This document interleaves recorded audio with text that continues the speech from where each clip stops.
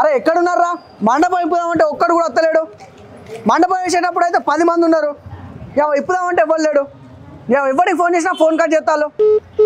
Hello hello మీ అమ్మ వీడు కూడా కట్ చేసిండు.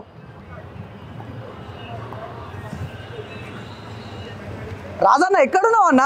యూత్ ప్రెసిడెంట్ కా అన్న? అరే మండపం ఇప్పుదామంటే ఎవడతా? తిరుపతి పోయినావా? తిరుపతి ఎట్లా పోతావు అన్న? ఇక్కడ పని వదిలిపెట్టుకో. నువ్వు ఆ 1000 రూపాయలు కూడా ఇంకా కొట్టలేదు మాకు. హలో యావా బబ్లు కనుకన్నా ఇద్దాం, వాడు మన మాట వింటాడు. అరే బబ్లు ఏడున్నావురా? అరే తమ్ముడు నువ్వు కాలేజీ పోతే ఎట్లారా? మరి ఈడ ఎవడు పని చేయాలి? మండపం ఇప్పడానికి ఒక్కడు కూడా వస్తలేడు. ఎవరికి ఫోన్ చేసినా